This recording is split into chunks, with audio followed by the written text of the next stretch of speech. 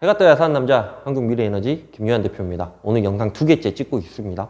그래서 원금 회수에 관한 이야기를 제가 말씀을 드리려고 생각을 하고 있는데요. 이게 가장 중요하죠. 어떠한 사업이 됐든 간에 뭐가 됐든 간에 원금 회수, 그러니까 내가 원금 회수를 하는 시점이 언제인가가 가장 중요한 이야기가 아닐 수가 없습니다. 그래서 이 이야기에 대한 부분을 제가 태양광에 이제 접목을 시켜갖고 이제 말씀을 계속 드리려고 생각을 하고 있는데요. 그래서 그 부분에 있어가지고 조금은 저의 견해도 여기에 이제 포함이 되는 거고, 그 부분에 있어가지고 여러분들의 견해를 조금 이렇게 투하시켜가지고 보시는 것도 나쁘지는 않을 것 같다라는 생각은 듭니다. 그렇다고 해가지고 제가 무슨 경제학도도 아니고 무슨 어떠한 뭐 이런 것도 아닌데요. 그래서 관련해가지고 약간 미비한 부분이 있을 수도 있습니다. 여러분이 보셨을 때. 하지만 태양광에 있는 현업자로서 조금은 태양광에 대해서 좀 더 많이 알고, 금융에 대해서도 좀 알고, 그 다음에 요거에 대해서 어떻게 사업을 하는 거에 대한 것들이 어떻게 보면 여러분보다는 조금 더 많이 알 수도 있기 때문에 하는 이야기 정도의 참고용으로 봐주셨으면 좋을 것 같고요. 원금 회수에 관한 이야기가, 원금 회수 기간이 빠르면 빠를수록 그 사업은 어마어마한 사업이 되겠죠. 근데 요렇게 봐보면 무조건 사업이 된다라는 점이 가장 중요한 것 같고, 그런 부분들에 있어가지고 제가 한번 썰을 풀어 드릴 테니까 한번 이렇게 쭉 봐주셨으면 좋을 것 같다라는 생각은 듭니다.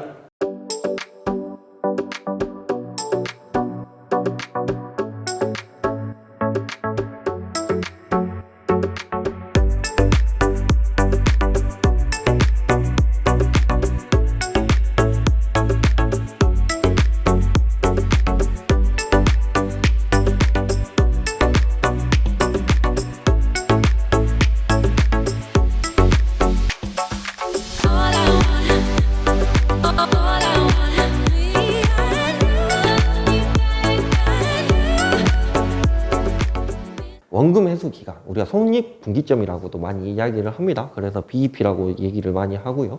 그래서 BEP, 뭐 브레이크, 이븐, 포인트 뭐 관련해가지고 제가 발음이 좋지는 않습니다. 그래서 그 부분들에 대해서 제가 말씀을 드릴 건데요. 이거를 제가 태양광에 대해서 접목을 한번 시켜보려고 생각을 하고 있습니다. 사업을 하는 동안, 우리가 BEP라고 하는 거는 사업을 하는 동안 수익과 투자한 금액이 같아지는 그 시점을 얘기를 합니다. 그래서 이 손익분기점을 가장 많이 이야기를 하는, 대중화돼가지고 이야기를 하는 곳이 어떤 거예요? 영화사에서 그런 얘기를 하지 않습니까? 뭐 몇 명이 보고 몇만 명이 보고 뭐 이렇게 뭐 100만이 보고 120만이 보면 손익분기점을 넘어섰다. 뭐 이런 얘기를 많이 합니다. 그래서 그거를 우리가 생각을 해주시면 염두에 두셨으면 좋을 것 같고요. 그래서 그런 부분들이 있습니다. 그래서 내가 투자한 금액에서 우리가 수익 나는 금액의 딱 그 시점을 우리는 손익분기점이라고 얘기를 하고요. 그래서 그 시점에서 나머지 기간이 우리가 수익이 나는 기간이라고 우리가 볼 수가 있는 거죠. 그래서 그런 부분들이 있다라고 좀 참고를 해주셨으면 좋을 것 같고요. 태양광 사업의 손익분기점을 접목하기 전에 우리가 분명히 알아두어야 할 점이 분명히 있습니다. 어떤 거냐? 당연히 손익분기점이라고 얘기를 하면 우리가 사업을 하게 되면 둘 중에 하나는 생각을 해야 됩니다. 이 사업이 망할 거냐, 흥할 거냐. 이 두 가지를 생각을 해야 되는데요. 이 손익분기점을 얘기를 하기 전에 태양광 같은 경우에는요, 이 손익분기점이 무조건 넘어섭니다.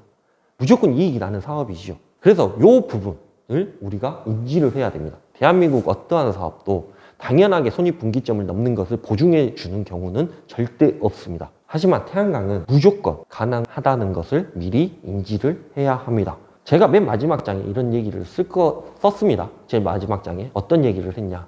그래서 대한민국에서 태양광 사업이 가장 좋다라고 말씀을 드리는 건데, 이 화면하고 마지막 장하고 어떻게 봐보면 일맥상통할 수도 있을 것 같습니다. 다시 한번 강조를 해드리면 대한민국 어떠한 사업도요, 당연하게 손익분기점을 넘는 것을 보증해주는 경우는 절대 없으나 태양광 사업은 무조건 가능하다는 것을 미리 우리가 알고 있어야 됩니다. 얼마나 유리합니까? 예를 들어서 우리가 어디에다가 음식점을 하나 차린다고 생각을 해봅시다. 그래서 몫이 좋고 음식 맛도 좋아야 되고, 그 다음에 어느 정도 홍보 활동도 해야 되고, 그래서 사업이 식당에서 엄청나게 장사가 잘 되면 당연히 손익분기점이 엄청 짧아지겠죠. 하지만 그거와 정반대의 이야기라고 하면 몫도 안 좋고 홍보도 못하고 맛도 없어가지고 사람이 하나도 안 온다? 망하는 거죠. 하지만 태양광 같은 경우에는 망할래야 망할 수가 없는 사업이 태양광 사업입니다. 즉 태양광 사업은 사기를 당했으면 당했지 사업을 막상 시작하면 망하지 않는다는 것이 태양광 사업입니다. 얼마나 좋은 사업입니까? 제가 생각해도 대한민국에서 가장 좋은 사업이라고 계속 누누이 말씀을 드렸습니다. 이 이야기는 제가 뭐 영상을 찍을 때마다 뭐 거의 한 두세 편 찍을 때마다 한 번씩 말씀을 드리는 것 같은데요. 대한민국에서 가장 좋은 사업이 저는 태양광 사업이라고 생각을 하고 있고,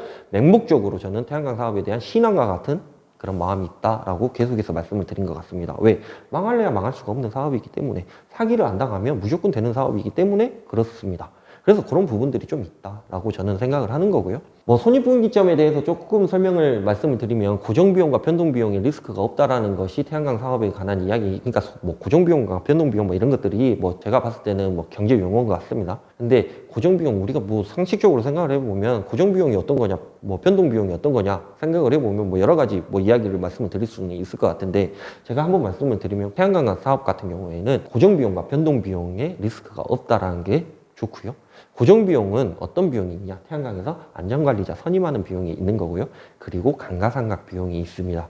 그래서 그 비용 빼고는, 그러니까 보통은 이런 생각을 하죠. 감가상각 비용은 뭐 어차피 태양광 사업 같은 경우 무슨 다시 인테리어를 해야 된다거나 뭐 이런 그런 부분들은 없기 때문에 요거는 이제 제하는 거고, 안전관리자 선임하는 비용하고 기껏 해봐야 뭐 자재에 대한 조금에 대한 뭐 수리하는 비용, 그러니까 감가상각 비용에서 그 정도의 비용이 필요한 거지, 이게 사업을 위해서 다시 뭐 재오픈을 한다거나 이 정도의 수준은 아니기 때문에 이 말씀을 드린다라고 보시면 될 것 같고요. 변동 비용, 그러니까 원래라고 생각을 하면, 식당을 하나 오픈했다고 생각하면 자재값이 올라간다거나, 그죠? 인건비가 상승을 한다거나 뭐 이런 비용들이 분명히 발생을 합니다. 그리고 경기 침체가 있다거나 뭐 뭐가 있다거나 이런 코로나가 있다거나에 대한 그런 상황이 있는데, 그걸 우리가 변동비용이라고 얘기를 하는데요. 태양광은 그런 게 전혀 없죠. 코로나가 왔다고 해가지고, 코로나가 와가지고 우리가 태양광 매출액이 달라집니까? 무슨 인건비가 상승했다고 해가지고 우리가 그거에 대한 엄청난 무슨 타격을 받는다거나 뭐 그렇습니까? 전혀 그렇지가 않죠. 그러다 보니까 태양광 같은 경우에는 계산하기가 쉽다. 쉽게 말해서.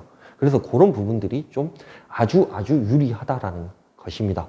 근데 우리가 여기서 조금 말씀드리고 싶은 게, 태양광 사업도 하나의 사업인데요. 보통 사람들은 내가 태양광을 한다, 요 정도 어떤 행위를 한다라고 생각을 하시는 분들이 많습니다.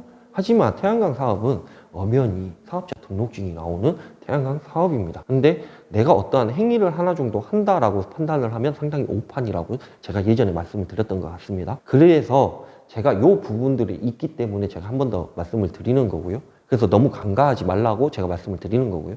그래서 이런 부분들이 상당히 유리하다. 더군다나 매출액이 고정이 됐다는 점도 상당히 더 유리하겠죠. 그래서 매출액이 고정이 되지는 않죠. 물론 장기 입찰이냐 현물시장에 거래를 하느냐에 따라서 많이 변동이 되기는 하겠지만, 그게 우리가 음식점 차리는 거와 같이 엄청나게 이렇게 왔다 갔다 하지는 않다라는 점을 제가 말씀을 드리는 겁니다. 그래서 그렇게 봐주시면 될 것 같고, 태양광 사업은 손익분기점에서 경기 침체나, 제가 아까 말씀드렸죠, 경쟁업체의 출현에 따른 어떤 환경에도 매출액의 차이가 없다는 것이 엄청나게 중요한 사업입니다. 더군다나 아까 말씀드렸다시피 코로나가 와도 태양광 사업을 하시는 분들은 전혀 매출액에 지장이 없다라는 게 가장 큰 이슈이며 사업입니다. 그래서 그런 부분들을 우리가 생각을 해야 된다라는 게 첫 번째인 것 같고요. 원금 회수 기간을 우리가 짧게 설정을 하려고 생각을 하면, 태양광을 기준으로 봤을 때 어떻게 하면 내가 원금 회수 기간을 짧게 설정을 할 것인가? 첫 번째, 장기 입찰이냐 현물 시장이냐? 장기 입찰에 들어가면 요즘에는 약간 좀 불리한 거고, 현물 시장에 거래를 하는 게 훨씬 더 나은 그런 상황인 거죠. 두 번째, 사업 시작 금액의 조건. 그러니까 예를 들어서 나는 돈을 얼마를 투자를 했느냐가 가장 중요한 거고요. 그러니까 나는 2억 1천만 원 분양을 받았느냐, 2억 5천만 원 분양을 받았느냐, 그 이야기인 거고요. 세 번째, 발전량의 차이. 내가 발전소가 얼마나 좋은 곳에 있느냐, 그 차이가 있는 거고요. 네 번째, 본인의 신용도가 중요하다라는 점이 가장 중요한 겁니다. 근데 여기에서 최악의 상황이 도래하더라도 장기 입찰, 비싼 분양가, 그다음 10% 내외의 발전량 차이, 신용이 좋지 않아도 태양광은 손익분기점은 거뜬히 넘길 수가 있다. 그래서 망할래야 망할 수 없는 사업이다 라고 제가 말씀을 드렸던 것 같습니다. 그리고 태양광 사업은 무조건 손익분기점을 넘길 수 있다 라는 게 가장 중요한 팩트입니다. 내가 아무리 장기 입찰이었고, 내가 아무리 뭐 발전량이 한 10% 덜 나오고, 내가 아무리 금리를 비싼 거를 쓰더라도, 내가 아무리 비싼 분양가를 받았더라도 손익분기점은 무조건 넘길 수 있다는 게 가장 태양광 사업의 유리한 점이죠. 그래서 그런 부분들을 우리가 생각을 해야 되는 거고, 거기에 또 추가로 들어가는 게 토지 비용에 대한 부분이 분명히 들어갑니다. 그래서 이기적으로 생각을 하게 되면 그런 생각도 하는 업체들이 좀 있어요. 야, 어차피 내가 토지 사줘가지고 이렇게 사업을 하는 건데, 야, 토지 비용, 사업 비용에서 빼야 되는 거 아니야? 라고 하는 업체도 있습니다. 근데 그게 맞는 경우도 있지요, 당연히. 그러면 근다고 해가지고 그 토지 비용, 토지가 엄청나게 급상승을 해서 20년 뒤에 예를 들어서 5천만 원짜리가 갑자기 한 3억 돼가지고 그런다고 하면 뭐 그런 얘기를 할 수도 있겠지만 어차피 태양광 하는 그 토지에다가 뭐 이렇게 진행을 하는데 그 비용을 사업 비용으로 뺄 것이냐 늘 것이냐고 생각을 해보면 당연히 느는 게 맞다라고 저는 생각을 하는 거고요. 그래서 그런 비용까지 포함을 했을 때 내가 땅도 생기고 태양광도 생기고 그랬는데 돈도 한 2배 정도 번다. 내가 투자한 금액에. 나쁘지 않는 사업인 거죠. 그래서 그렇게 봐주시면 될 것 같고요. 그래서 태양광 사업이 대한민국에서 가장 사업하기 좋다고 말씀을 드리는 것입니다. 여기서 제가 결론을 하나 더 말씀을 드리자면 오늘 어떤 손님이 오셔가지고 저랑 상담을 했어요. 이런저런 이야기를 하고 뭐 이렇게 저런 이야기를 하고 그래서 갑자기 이제 주식 이야기를 갑자기 했는데 저는 주식에 대해서 아예 문외한입니다. 물론 저희 와이프가 삼성 땡땡 이 주식을 뭐 매달 뭐 몇 개씩 이렇게 사는 것 같기는 하지만 저는 아예 관심도 없고요. 왜? 제가 말씀드렸다시피 저는 태양광에 대한 어떤 신앙과도 같은 그런 마음이 있기 때문에 맹목적으로 믿는 그런 게 있기 때문에 주식, 코인, 뭐 이런 거, 부동산 이런 거에 대해서는 전혀 관심이 없고요. 그래서 주식에 관한 이야기를 하다가 제가 그런 얘기를 했던 것 같습니다. 예를 들어서 제가 1억을 가지고 주식에 투자를 했습니다. 그래가지고 9천만 원이 저한테 다시 들어왔어요. 그래갖고 1천만 원 손해보고 내가 9천만 원만 다시 받았습니다. 예를 들어서 한 1년 뒤에. 그러면 제가 그 이야기를 해드린 것 같아요. 야, 9천만 원만 다시 받아도 나쁘지는 않다라고 말씀을 드렸습니다. 어떤 사람은 야, 1천만 원 손해봤잖아. 내가 그 돈을 다른 데다가 투자했으면 더 많이 벌었을 건데 이렇게 얘기를 할 수도 있겠지만 1천만 원만 손해본 게 나는 그냥 주식을 해봤다라는 거에 대한 경험치라고 생각을 할 수도 있을 것 같습니다. 라고 제가 말씀을 드렸던 것 같습니다. 저는 그렇게 생각을 하고 있어요. 어떻게 봐보면 예전에 뭐 그런 얘기 하잖아요. 마이너스 금리로 갈 수도 있다. 그거하고 약간 비슷한 이야기일 수도 있겠는데 내 원금에 대한 엄청난 그런 그러니까 제로가 되지 않는 그런 투자라고 하면 저는 과감히 할 필요가 있다라고 저는 생각을 합니다. 근데 태양광은 하물며 절대 사업이 망할래야 망할 수가 없는 이 사업인데 여기에서 우리가 불로소득이고 그다음에 안정적이고 노후 대비하기가 엄청나게 좋고 뭐 이런 부분인데 그리고 이미 비용도 다 정해져 있고 거기서 내가 손익분기점이 얼마가 되는지에 대해서만 계산만 하게 되면 상당히 좋은 사업인데 왜 안 하지? 하는 그런 게 조금 의문이다. 물론 제가 현업에서 일을 하고 있으니까 이렇게 말씀을 드릴 수도 있습니다. 그래서 저는 다시 주식 이야기를 하자면 내가 만약에 1억을 투자를 해가지고 주식에서 9천만 원만 나한테 되돌아간다 그럼 손실률이 10% 정도인데요. 만약에 내가 이거를 다른 데다 투자를 해가지고 예를 들어서 망했다, 영원히 됐다 라고 생각을 하면 이게 어떻게 봐보면 기회일 수도 있고 아닐 수도 있다라는 그런 생각을 잠시나마 해봤습니다. 물론 제 속으로 생각을 했습니다. 왜냐하면 그냥 이 이야기를 또 꺼내게 되면 좀 이상해질까봐 저 혼자만 생각을 했었는데요. 아무튼 저는 예를 들어서 1억 원을 다른 데다 투자를 했다. 근데 이게 망할 수도 있지 않습니까? 근데 9천만 원이 나한테 되돌아왔다? 저야 땡큐 일 것 같다라는 그런 생각도 해봤다라는 점에 있어가지고 제가 얼마나 긍정적인 사람인가에 대해서 다시 한번 생각을 해보는 기회가 됐습니다. 여하튼 그렇고 태양광 사업은 상당히 좋습니다.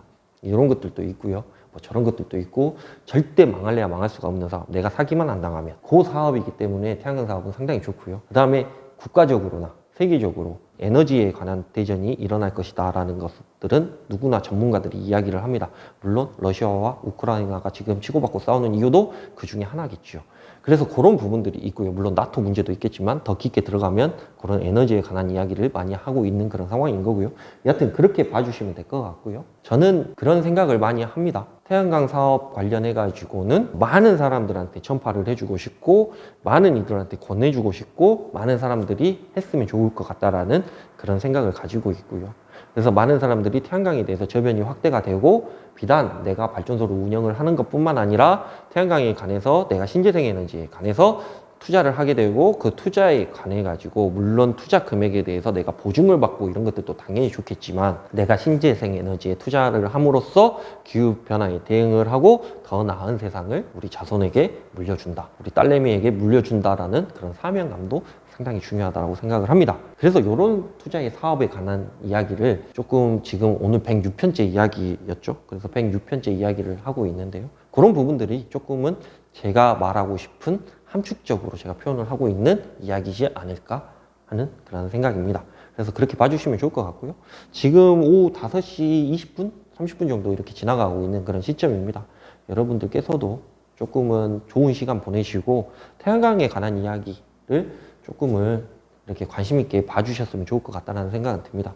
여튼 그렇게 봐주셨으면 좋을 것 같고 오늘도 편안한 밤 되시기 바랍니다. 진심으로 감사드리고 구독과 좋아요, 알림 설정도 꼭 해주십시오. 왜냐하면 우리가 함께 기부하는 그런 사회를 만들기 위해서 같이 기부하면 좋잖아요.